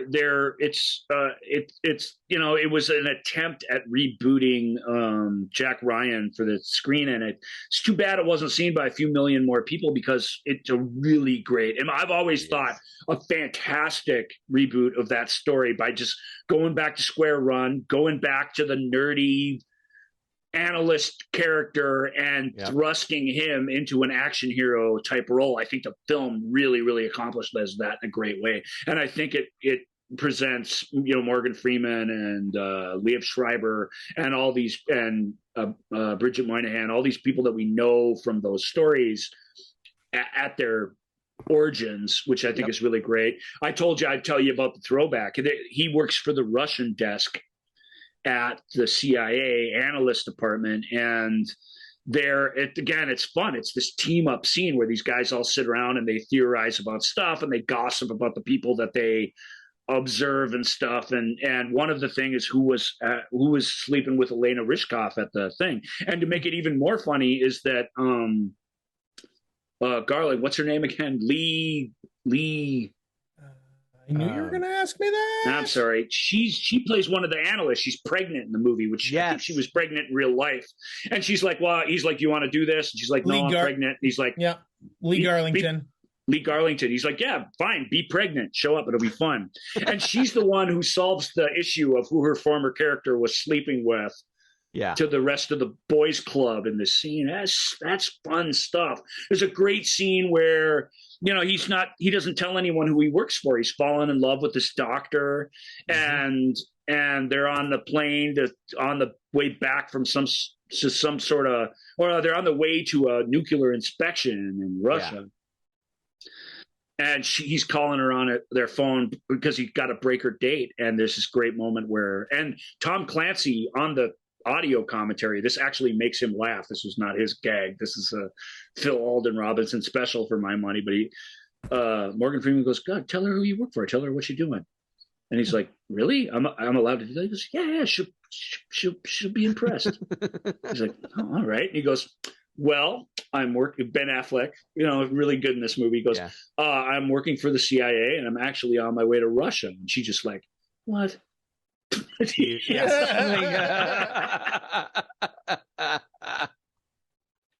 It's one of my favorite audio commentaries. There's 2 of them on that old DVD, but one of them is with Phil Robinson, which is great to hear him. He does one for Field of Dreams too, which is great. But this one's fun because it's him and Tom Clancy, who the adapter of the material and the guy who wrote the novel, and they didn't really work together much. So how they got on this was the golden age of audio commentaries. It must be why it exists. When it starts out, he goes, well, I'm Phil Alden Robinson. I adapted, and they always introduce themselves. I adapted and directed The Sum of All Fears, and then Clancy goes, and I'm Tom Clancy, and I wrote the novel that you ignored.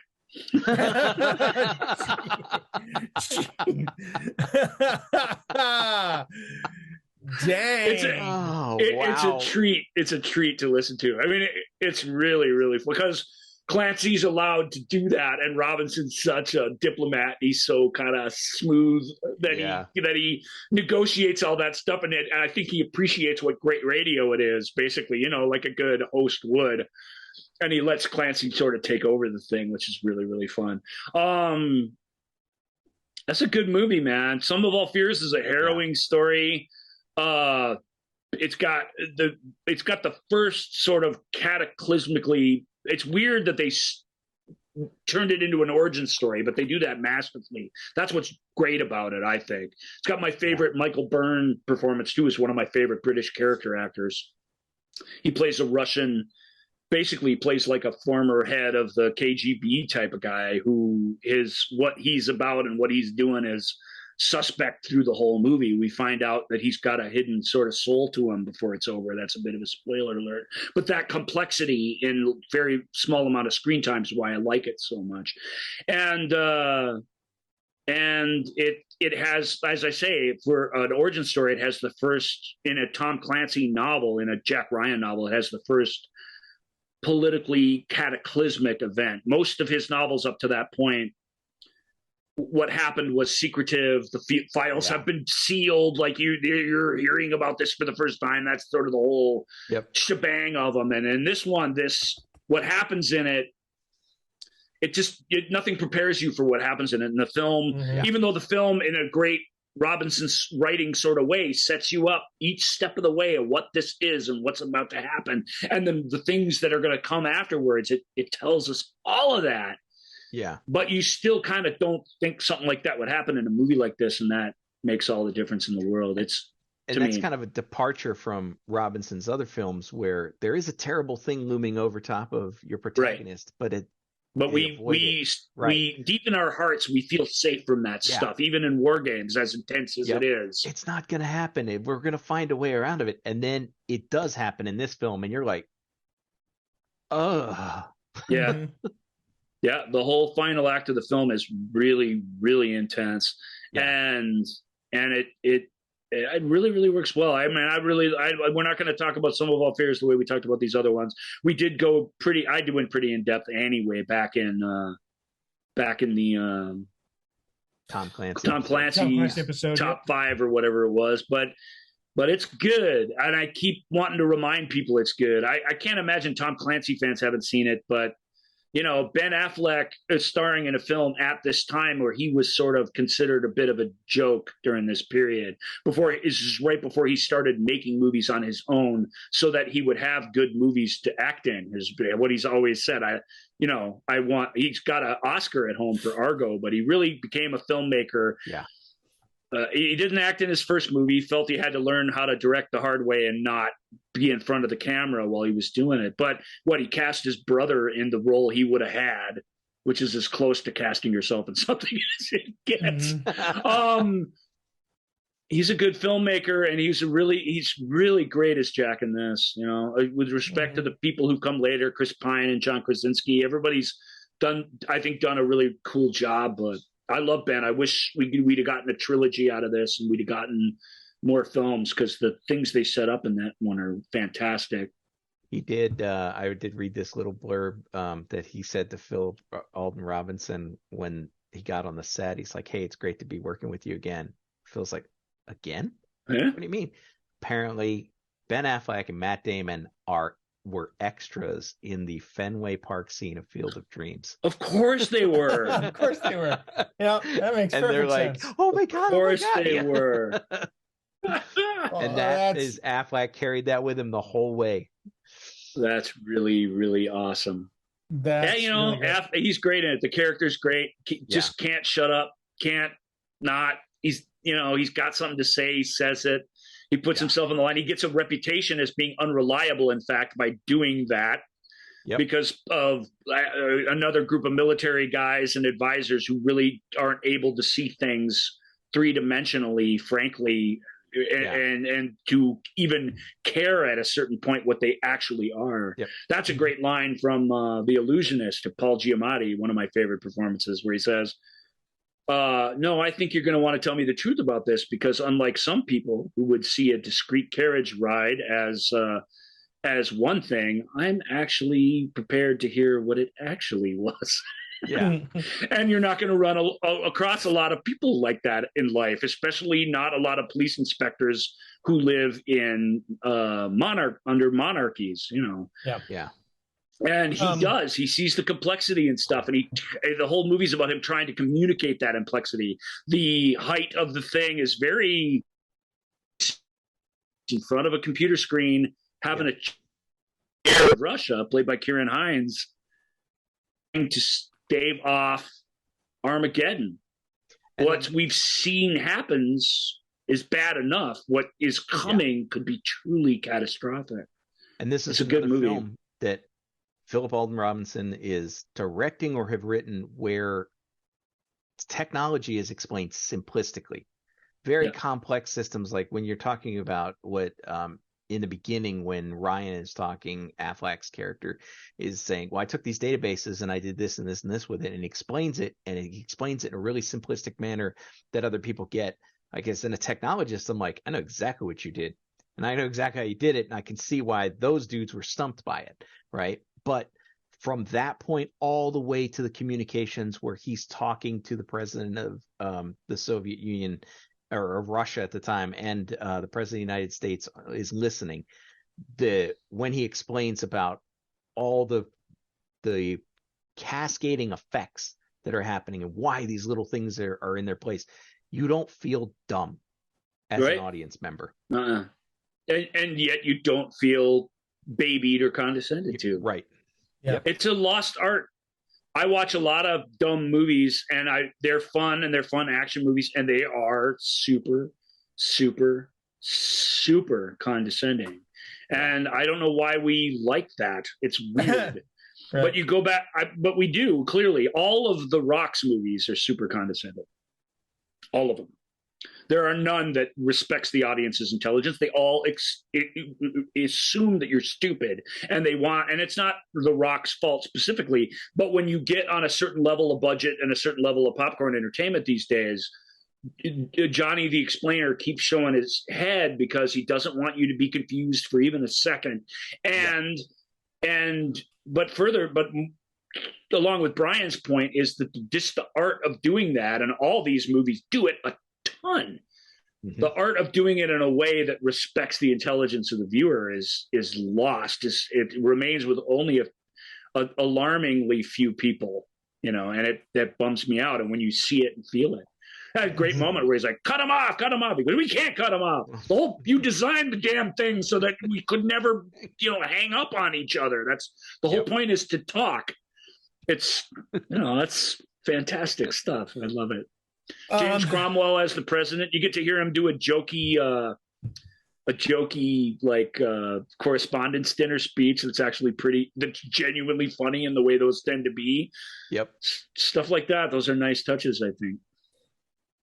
So Phil also, so that, as we said, Phil cut his teeth as a director initially in TV. He ends up going back to TV. Should have mentioned this before Sum of All Fears, but he directs the pilot episode of Band of Brothers.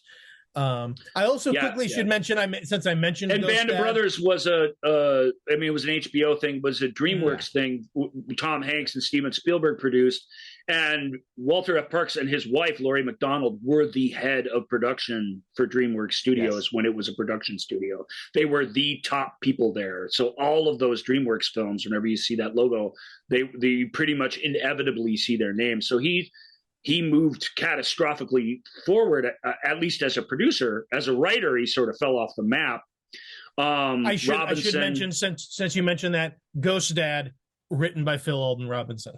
Yeah, there you go. Yeah, so since I mentioned that, there's a connection. Yeah. So that's how. There you go. He also directed The Good Wife. Essentially, created The Good Fight, which is sort of the spin-off of The Good Wife. He was promoted from many-time director to basically visual consultant, sort of expert director person on The Good Fight. Those shows are really fantastic. He was brought in, the way they do with the Game of Thrones mainstays or these big prestige shows. He was brought in to do the really tricky episodes, and Good Wife is, despite all the behind-the-scenes drama, is a fantastic network TV show for my money. Good Fight is a pale by comparison, but if it's let's do the same thing again but different, as far as that goes, it's pretty good. Yep. That's our episode of War Games to Sneakers and all the goodness in between. And before and after. Here on Shoe Them View with Eleanor Jandy. I love it. And of course, I wish I could say that you could reach out to us on the Shoe Them View with Eleanor Jandy page on Facebook. I almost want to create those accounts just for this episode. You better do it before somebody steals it, man. No, I you know what? Have at it. Yeah, okay. With the shoe. You got bigger fish to fry, right? Indeed, I do. And you felt good after your walk around the room. You feeling better? I did feel good. Feeling all right. Just doing the work that's going to take to get me up and moving around after surgery this week. We think next week. I'm awaiting official confirmation, but we think next week we're finally going to do our Ray Harryhausen tribute episode. Yep, that'll be a humdinger. We'll see what comes of that, but that's really, really exciting. We'll have some special surprise guests for that. Indeed. And can't thank you enough, Brian, for sticking with us and giving us an idea. And even if I distorted or wrecked your idea like Stallone did to Rhinestone, I appreciate you hanging in there and recognizing the collaborative nature of this thing. I really appreciate that more than you know. Yeah. And thanks for and your expertise, dude. Damn. Yeah. Thank you, Brian, so very much. Yeah, you're welcome. I don't think you ripped the guts and the soul out of the show, Ryan, when you made those changes, but it's all good, man. I'm just saying, I know how it can feel. It's happened to all the best of us, and thank you for that. Sure. So, as of course, you can reach out to us on the Movie Show with Joel and Ryan page on Facebook at Ask Joel and Ryan, on Instagram and TikTok. I'm not going to mention that other media platform anymore because we're probably not going to be on that. Sorry, folks. Who never reached out to us there anyway. I don't think there's any real big loss there. But... No big loss. And then, like I mentioned, you can now search for us very easily on on YouTube at The Movie Show with Joel and Ryan. We now have our own customized handle, youtube.com/@ The miracles of technology. Indeed. So on behalf of Randy Cornslab's Horny Swan Trainer, I am Inmate Jellos, and you have been watching and listening to Shoe Them View with Eleanor Jandy. Bye. Thank you for listening to The Movie Show with Joel and Ryan. Remember, all views and opinions represented in this podcast are personal and belong solely to the speaker and do not represent those people, institutions, or organizations that the speaker may or may not be associated with, unless explicitly stated. None of these views and opinions were intended to malign or deceive. And now, here's the producers, circa 1982, to play us out.